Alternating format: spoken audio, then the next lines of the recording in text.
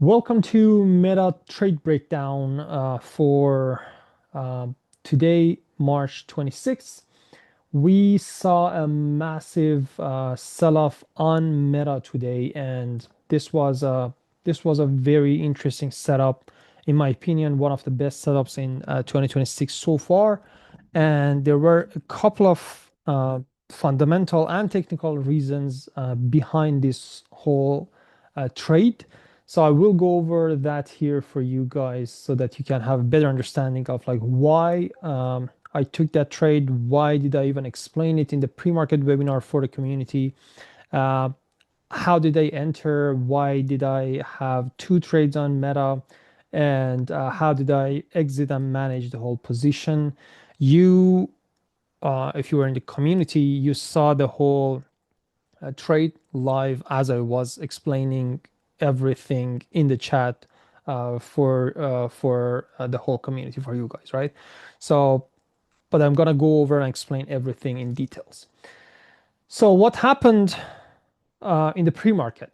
The whole trade that we take usually in the whole day starts from pre-market. We don't start trading when the market opens. The trading business starts in the pre-market where you plan for your trading day and you get ready. You analyze the market, you read the news, you analyze the fundamentals, you analyze the technicals, the overall market, individual names, look for catalysts and find the right stocks or right tickers to trade, analyze them, make sure you have all the support and resistance zones ready. You know the levels. You know what you want the price action to do for you to enter the trade, so that you are 100% ready for your trading day. That's what you need to do in the pre-market, and that's what we do in the pre-market in the community as well, right? So what happened? What's the narrative of the pre-market today before the market opened? First of all, SPY was trading below 200 SMA. This is a very important factor that I explained multiple times in the last couple of days, since 200 SMA on daily chart is a very important moving average, and a lot of basically bots and institutions automatically react to this moving average. So that was important. What happened the last couple of days was a rejection of this 200 SMA, and we saw the price action in the pre-market. We did reject the 200 SMA, and that was the first uh, basically macro confirmation for a relative weakness in the market. Then was the overall broad weakness across multiple mega cap names. Lots of the names that are in like mega cap kind of sector, like from Tesla to Nvidia to Google, Amazon, Meta, all of them were weak and gapped down in the pre-market. And we also had oil price increase and raising yields, and they were actually increased because of the fading geopolitical optimism. Uh, that's the whole situation that is happening in the Middle East right now. Because of all of these factors, we had a relative bearish sentiment on the macro level in the whole market. Now, we also had a micro catalyst for Meta and Google as well, okay, which was a massive negative catalyst here. So this was the news actually. Meta jury finds Meta and YouTube and basically Google uh, negligent in landmark lawsuit on social media safety, which was basically a lawsuit against Meta and YouTube, explaining that these companies are just, I don't know, creating some, I don't know, something related to being addicted to social media and stuff. Because of that, the market actually did react, and we gapped down on Meta and Google as well. Now, the exact news, does it matter? Probably no. We don't really want to go through the news and read the whole news and try to understand the reason behind the price fluctuation. Obviously, we need to know why the price is moving, but the main thing is the price action, which is the king, right? The price action will tell us whether we want to pay attention to a specific stock that had a catalyst or not. Now, Meta did have catalyst. Okay, it was there, and the price did react to the catalyst, which was the confirmation in the pre-market. Now, we did have the same scenario on Google as well. I was watching Google when the market opened, but I traded Meta because of the price action confirmations, which I will explain in a few minutes. So we had the weak macro and negative catalyst for Meta on the micro level, which resulted in overall high probability downside bias on both the whole overall market and the individual name. Now, this micro catalyst resulted in Meta being relatively weak, even relative to the current weak market. And you will see it in the price action shortly. Okay. So the pre-market parameters were basically focusing on Meta. I did mention Tesla and Google as well if you were in the pre-market webinar. And the key level was this 577, 576-ish zone and a negative bias. If you remember in the pre-market, I explained that I'm looking at Meta to trade it to the downside. Probably I don't have any major plan for an upside move because it is bearish in long-term chart. The overall market looks bearish. The macro sentiment is negative. The catalyst is negative for Meta. So overall, the whole catalyst, the whole sentiment is pretty negative, and the price action is also showing that the Meta's price action is falling. And at the same time, since the long-term price action was to the downside, there wasn't any clean technical bullish setup on Meta for the day as well.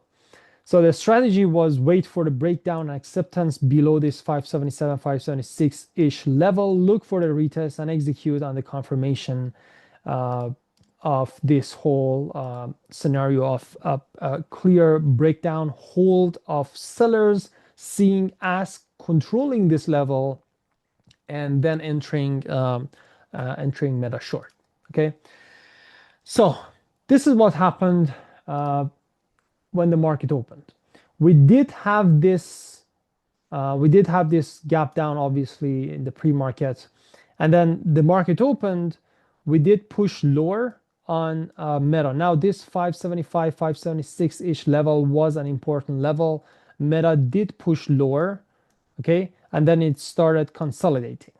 So the first entry that they had was at this 958, and the reason was actually the confirmation of this breakdown to the downside, and then basically the pullback to this 580-ish level, okay, and then this bear flag got broken, and that was my entry point.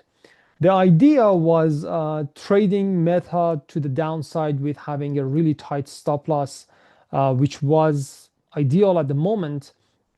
And the reason I entered was a clear breakdown and a clear retest with relative volume confirmation and price action confirmation and higher time frame confirmation as well. I entered here.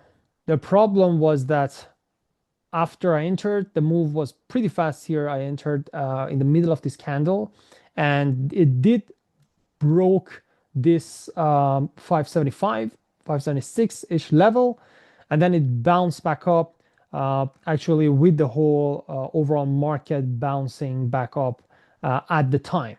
Now this was right around almost like 10 a.m., right? 9:58, 10 a.m. And you will see the price action on SPY in a moment. When I saw that, the price continued pushing up higher, and I exited around the break even and exited the whole trade at break even here.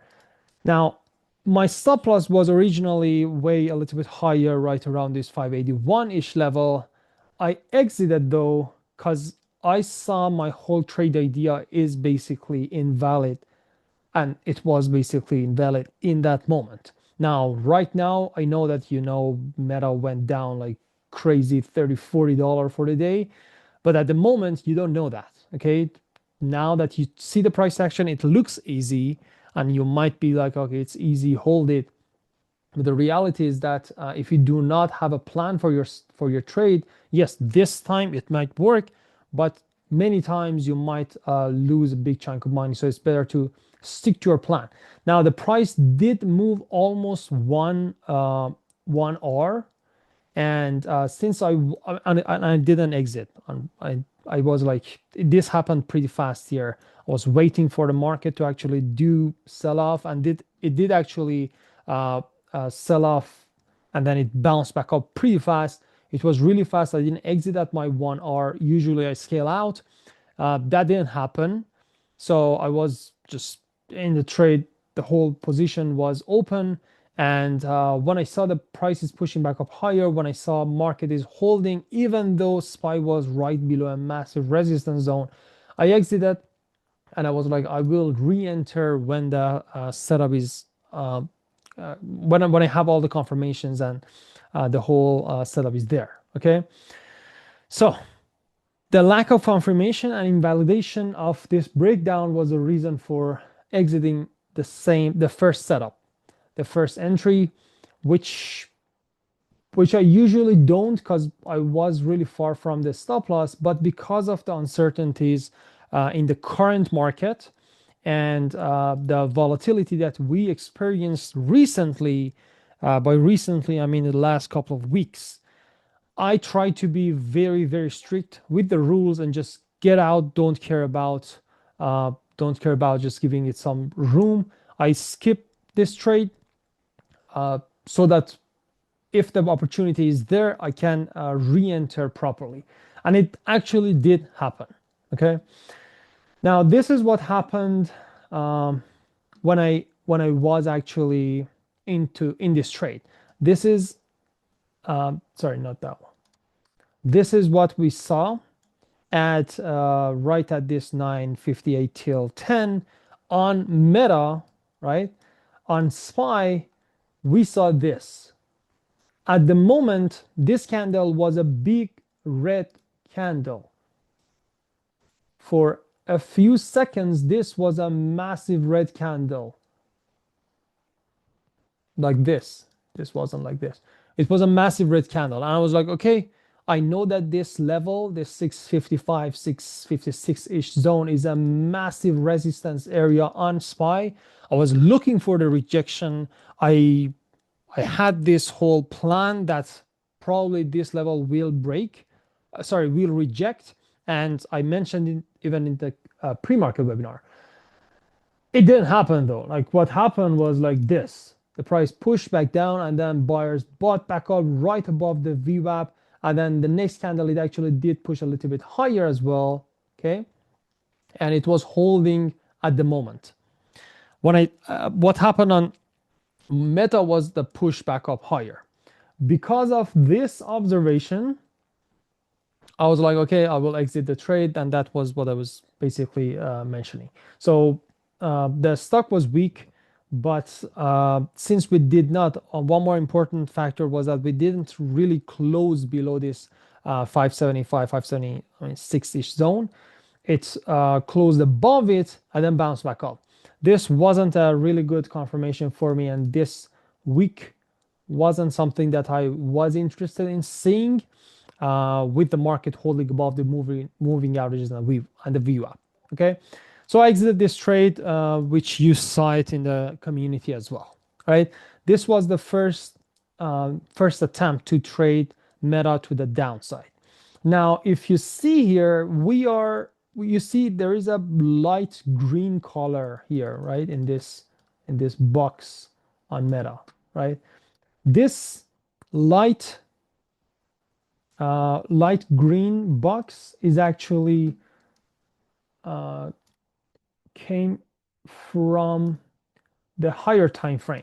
Now this is Meta's price action. If I want to go back in time, you will see that Uh, this zone that was green is actually a very important demand zone on Meta.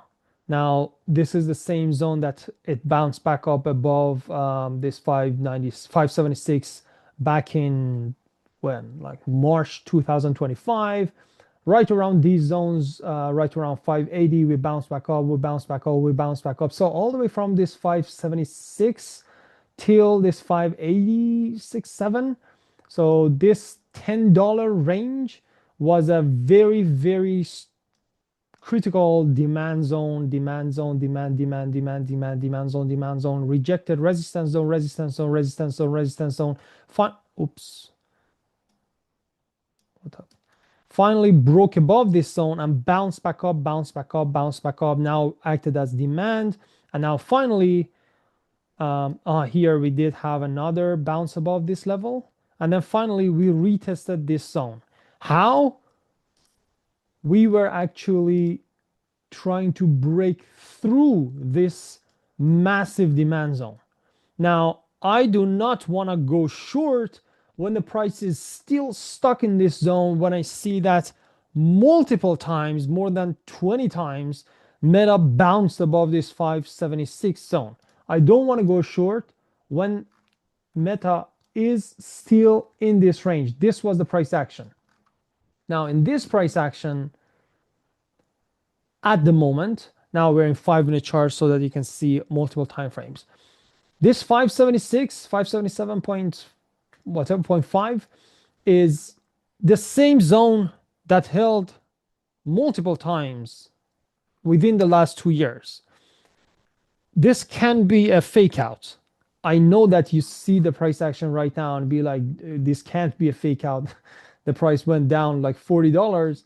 But at the moment, you don't know that. So it's better to just stick to the plan and do not deviate from it. I didn't see the confirmation at the moment on Meta, but within a few minutes, this is what happened. Okay. I went for the second entry on Meta. Now, in this time, it was around 10:13, and what happened was, okay, this trade didn't work out. I'll exit at break even, but then the next time we did close below this 576-ish level, right? And then we held below this level with a pretty beautiful hammer or like shooting star or like whatever you call it, candle, and that was the entry point for my second entry. Why was it my entry point here? Was clearly because this zone that I was looking forward to break down did break. The next candle, I still waited for the next candle to hold. The next candle opened up and was bullish. At one point, this candle was a green candle here, like this. But what happened? It held below this level. It held clearly below this level. And since it did hold, I re-entered, and my stop loss, I put my stop loss right at this 581 again. Why didn't I put my stop loss here? Because of the volatility. You see the fake out here, and the first entry wasn't really the first exit. Well, I could avoid it. I was expecting a massive volatility, and it was very close to 10 a.m. as well, which results in crazy volatility usually in the market as well. And because of that, I exited. I could avoid it. Like my first entry was here. My stop loss was there as well. It was a massive entry. It was a beautiful entry at the moment. I exited. It's like I'm not mad about my exit here. It was based on the rule, but the volatility wasn't as crazy as I was expecting. But still, I had the VWAP right around here. We had a fake out here for the bears. We had a fake out for the bulls. the price slightly went above the moving average and the VWAP and then pushed back down. So because of that, I tried to stay safe and put my stop loss little wider than my normal stop losses. Okay, so that was my entry. Then what happened was the overall market kind of held, right? But Meta did actually sell off. Okay, this was the relative weakness. Now, during the whole time, if you can see, when the market went down, Meta just sold off from 580 to 3 down till 576. When the market did push back up higher and got very close to almost pre-market high, what happened on Meta?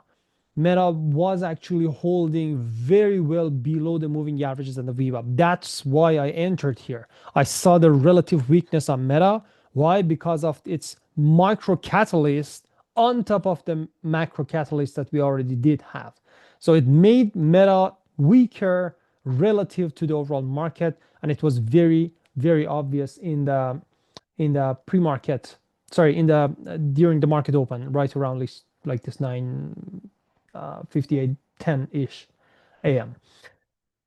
Right, so that was the relative weakness, and then with this bounce back up, Meta bounced back up, but finally, when the market lost the momentum and the price action became really sideways without any massive volatility, Meta did sell off. Okay, Meta sell off, sold off when the market was almost flat. Market bounced back up. Meta retested the moving averages. Nothing crazy, no major reversal. You don't see any confirmation on the volume. The market stayed flat. Meta did sell off. Now, what I was looking for was the market's massive sell-off. Okay, let's get back to the presentation here. So this is my entry, and then I gradually exited, and in every single exit I mentioned it in the community as well. If you remember, my profit target was around this 568-ish level. That was the whole idea, like to exit the position right around these areas. But till that moment, the market didn't actually sell off like what I was expecting. It wasn't really closing below low of the day, even till these moments on SPY. SPY was above the low of the day, or above the even opening range. So that was the reason I exited here, and that was the reason. The other reason was basically this 562 demand zone that I had on Meta. These exits were according to my plan. I exited according to my plan here. I scaled out, and finally this was my profit target, which it did hold, and I scaled out. Now I held the remaining. The reason I held was the massive weakness that I saw on Meta. And I was like, okay, this is actually working. And we still had room on Meta's price action, I guess, for a couple of dollars. And I set my stop loss according to the moving averages, if you remember. And it did actually hold, right? The price did bounce back up, held the moving averages, rejected, retested, never closed above it. And then boom, massive sell-off here on Meta's price action, right? So this was the whole concept of the second trade. So the first trade, the price action at this 576 was a test of this zone, no close below it. SPY was pushing higher at the moment, and well, the basically I exited at break even because of the whole market pushback up higher. And then the second entry was at 1013, which was a clean breakout and then retest. And the weakness was aligning with the whole confirmation on Meta and the overall market. And then the entry was really good. Now, the interesting part was the option contracts went from almost three and a half to $12 on the last exit, all the way to, look, at the end of the day, it went to 25, which was insane. Now, I thought I caught a really good trade today, and the contracts doubled. it's insane. So like if you were entering with me, this was like around $300, uh, which was insane. Okay, 570 puts, and then we did break down here right around 8ish, and then finally it was around 12. Now it consolidated. Since it was very close to the massive demand zone, I was like, okay, this is it. I will exit the whole position. It just went, at this point, it went down uh, more than 23, $4. It was already more than its normal daily ATR. Uh, $5, $6 more than the average true range of Meta. But then it went down another $20, which was massive and insane. And it happened finally because of the whole market sell-off. This was actually what I was expecting. The market didn't sell off like the whole time till I exited here. You see, the market was actually holding above the opening range almost, right? This was when I exited. And what happened in the market? We were here. I was looking forward to see the market sell off. The reason was again the 200 SMA on daily chart and all the explanations from higher time frame that I did explain the pre-market and the beginning of the session as well, right? So we did have the confirmation for the market to break down. It didn't happen. Now here the market bounced back up, and then after the market continued selling off, Meta did continue sell off with the whole market, which was insane. So it was like 8x return. And if you were actually, if I if I were not actually exiting here, this could have been a lot crazier. So entry was around like $2, something like that. So 2 to 25, like 12x, which is insane. Now, obviously, you can't hold the whole trade the whole time. I didn't as well. You can't enter like at the highest point possible, buy the puts, and then exit the whole position at the end. But you can gradually scale out, uh, which was a massive overall setup. Now, to identify um, these setups, the most important factor is the key level. If you do not know where you want to look at the price, you're lost. I mean, you don't have the very first uh, basically reason for entry. Okay, so that's the very most important factor for any kind of trading decision. If you don't know where you want to trade, you don't know nothing. So that comes first, understanding the levels, and this comes from the pre-market, right? That comes from pre-market, from the game plan that I post every single day in the community, the pre-market analysis that we do have every single day, the pre-market brief, and the MTC radio podcast, right? And all the explanations that I have in the community and the webinars that we have. That is the where, okay? Now, it also, before this, obviously, you need to know what you want to trade, which it again comes from the pre-market by analyzing the macro events, the micro events, and also checking out the technicals to see which setup is looking better, right?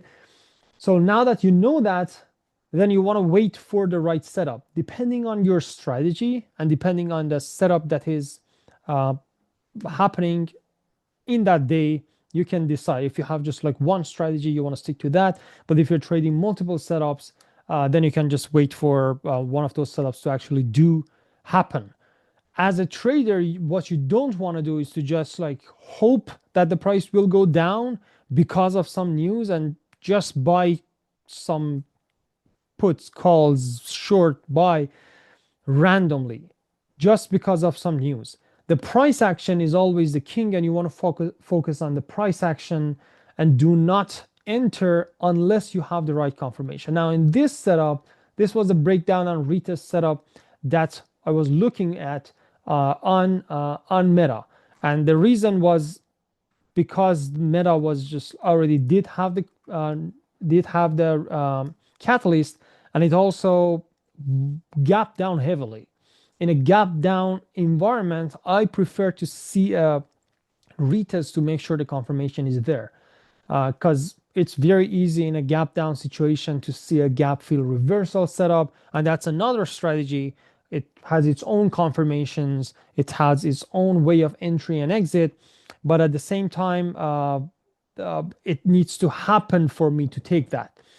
To the downside, when Meta was actually selling off with the whole expectation of it selling off because of the price action and the catalyst, the thing that the confirmation that I had was the breakdown and the retest, and then the confirmation of the rejection of the critical level, and that was the entry reason, and finally scaling out gradually so that I can make sure that I lock in profit, and at the same time, yeah, take advantage of holding the trade for a pretty long time, which apparently today it didn't hold for a really long time.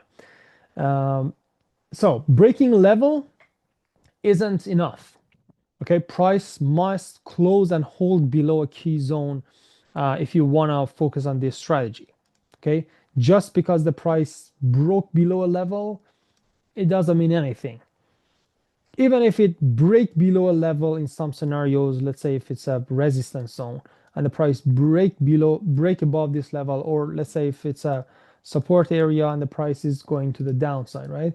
Just because if it breaks down and close, it still doesn't mean anything. You have to check out the reason, the catalyst, whether it's just like one level or it's a zone, the volume, the overall market condition. All of those are also important. Now, we consider that you already take those into account for your analysis. But briefly, in short, you do not want to just go short, go long just because one level is just broken.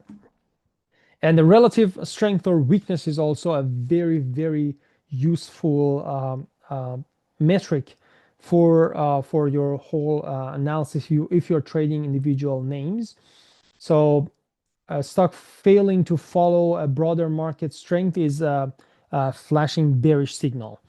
Or in this scenario, a stock that is actually a lot weaker than the overall market uh, shows the relative weakness on that specific ticker symbol, which actually did result on this move on Meta. Now, the structured execution would be the entry, having the confirmation and scaling and managing your position, and basically active trade management and risk management as the trade is actually moving and basically forming overall. So one of the key terms that you want to focus on is the patience. It does provide and create precision for your whole trades. If you're not patient, if you just want to jump into trades, you probably miss multiple confirmations among like a couple of confirmations that you do have. And as a result, it results in really bad entry or probably overall bad trade. But if you are patient and wait for the right setup to form, again, the setup is your setup. So the price action should form in a way that matches your setup. If it doesn't, there's no entry. If it does and it fails, again, you will just follow the system because no one has 100% win rate. But even with like in this scenario, like 50% win rate, I mean, it's in a day, but overall, it really doesn't matter. The concept is the same. You can still take advantage of the moves and make great progress and profits. Okay. And yeah, confirmation creates the consistency, and then finally the execution is resulting the results. So what happened on Meta today was quite different from Google's price action. Now, we did have the same catalyst on Google as well. Now, if I open up Google, you can see that we did actually gap down on Google as well. It was not just Meta that gapped down. Meta gapped down. Yes, Google also did gap down with Meta because they both had this same catalyst, right? But what happened on Google was slightly different. We did break down here early on Google. Okay, now let's compare these two. We did break down right off the bat on Google, like what we did on Meta. But what happened on Google was a reclaim above the moving averages and the VWAP, specifically in this 2-minute chart. And when the market is actually bouncing back up, this is the exact moment that I saw the market bouncing back up and finally I exited there. What happened on Google was basically a reclaim of moving averages on VWAP at the same time. And also, when Google was also bouncing back up with the overall market, the volume confirmation was not showcasing any level of like weakness or sellers controlling the level. So because of that, even though I had Google on watch as well, I just had it in front of me with Tesla and Meta. I skipped Google. Like here, like all I think right around these times, I was like, okay, Google is not in my on my watch anymore. Let's stick to Tesla and Meta. Now, what happened on Tesla at the same time was this. Tesla is right. I don't know what happened to Tesla today. Tesla is right below this resistance zone, and for so long it held. It held till 12:15, and it was pretty long. Tesla usually reacts a lot better, but it was just like correlating with the whole market. It was very similar to the overall market's price action, and Meta did sell off, seems like because of the whole catalyst. Now, what happened on Tesla at the same time? Tesla was just like pushing higher and trying to hit this resistance wall. You see, this wall is a massive wall that they have on Tesla, which it did break down. So it was good. I was expecting a possible retest of this zone and then continue and then rejection. But this rejection took so long on Tesla. And during the time that I entered Meta, which was around these times, Tesla was still holding. It was holding above the moving averages, holding above the VWAP. And because of that, I just skipped Tesla as well. Was Meta was a clean setup at the moment that even in my second entry, right? You see the difference. Now, a lot of you guys are like, how should I choose the right stock to trade? I have problem with choosing the right stock and selecting the right name to trade and see whether it works or not. The reality is that you can't be 100% right? You need to have a plan. You can't just start the day at 9:30 wishing that the stock that you are watching moves higher or lower. You need to plan for it. Like you need to know why you're watching Tesla and let's say Meta and Google and why not Nvidia, let's say, right? Or Apple. You need to know why. Like there should be a reason. And you shouldn't have 10 names to focus on. You can have like 20 names in your watch list, but your focus for the day before the market open, within the like last few minutes of the market open, should be like 3, 4, 5 stocks. When you're a little bit more experienced, when you're starting out, probably 1 or 2 names. Now, among those 3, 4 stocks, in some days, none of them may really move. Like it's pretty normal, right? Some days nothing happens and it's just like choppy. You should accept that. That's part of the game. That's trading. Okay. But in some days, 1, 2, 3 names may move. One of them might be really good. Now, you might be in the name that didn't really move really that well, and another name did move. It's okay. It sometimes happen. And in some days like this, you can gradually filter it. So you wanna, instead of just trying to enter and trade right at 9:30, just be patient, wait the first 10, 15 minutes. And that was again part of the plan. Wasn't it, Prashanti, like in the pre-market? Some of you guys were in the pre-market webinar, right? I literally mentioned I will wait for 5 to 10, 15 minutes. Why? Because the market is already volatile. We already gapped down. Now I need some time, and I need the price action to just uh, uh, uh, do work out and just show some direction, right? The market should show its hand to you instead of you trying to force it at 9:30. Now, when the market is actually open and the first 10, 15, maybe 30 minutes, depending on your trading style, when you see some of the names are moving with the market, when you see the market is clean, it has the momentum, or it's choppy, or we have relative weakness, relative strength on some other names, then you can gradually filter the names. And instead of focusing on four, now you focus on three, now you focus on two. Now you're like, okay, this is the name I want to focus on. Seems like the setup is working. I will give it another try. Let's see if it does break. It did break. Okay, now it's working. Google doesn't do anything. Tesla doesn't do anything. The overall market is really flat so far. Now this is the real confirmation. Let's enter here. My stop loss is still there. Let's try. That's how you gradually filter it so that you can have one or two names that you can focus on and trade. Okay. There is no way you can know that I will trade only Meta and Meta will actually move $40. Like no one knew it. Like it's like no one, there are lots of traders who probably traded it, but the reality is that no one actually knows whether Meta will go down, right? If they knew, everyone would be entering here and exiting there, and we had zero volume in middle. That doesn't happen, right? So the reality is that no one knows. The difference between a pro trader and a beginner or a losing trader is that they try to trade everything. They try to focus on multiple names. They try to trade every day. They try to make money every single day. That doesn't happen. Like this is the business, and this is how this whole business runs.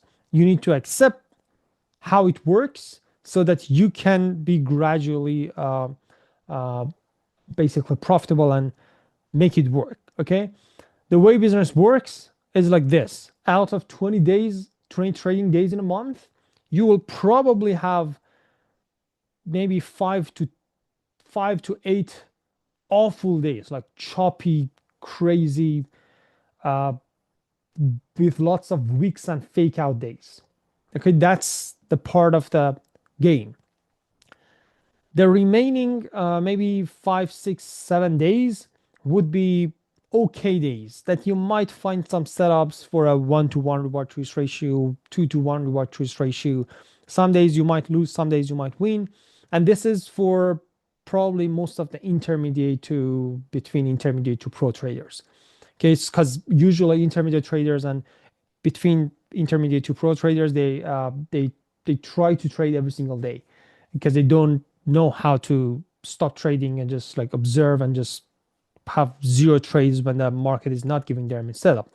So since they do trade every single day, they usually have 5, 6, 7 days of uh, almost break even. So in some days, in some trades they do win, in some days and trades they lose.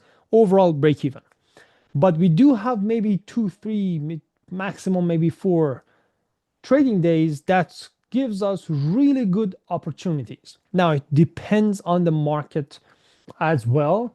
Now, when we are in a bullish market, we might have some multiple uh, good setups in a day, or we might have more than 4 or 5 great trading days. But when the market is choppy and it's sideways, which we did experience in the last couple of weeks, uh, we might see less number of great A++ days. And then when the market is a little bit volatile right now, you might see again maybe 2, 3, 4 amazing trading days in a month. Now, those trading days are the days that actually make the most amount of profit for you. You can't expect like a normal salary from your trading business. Okay, it's not like every single day there might be a specific amount of $100 a day, $200 a day, $500 a day. It depends on the market. It depends on whether you did ruin your whole account when the market was choppy, and whether you were patient enough to just don't trade and sit on your hands on that maybe 7 8 days that the market was choppy or not. If you do blow up your account in those 7 8 days, you don't have any money to trade when the market is giving you these opportunities. But if you stay patient and don't do anything stupid on those days, then you will have a really good chance to take advantage of these setups. And just again, after this setup, probably wait a couple of days for the right setup to happen, and then you will add size or just continue trading like that. This is the mindset and structure that you want to have for your whole trading business, instead of trying to treat this every single day the same and expect to have the same salary structure as your like regular job in trading as well. It doesn't exist here. All right.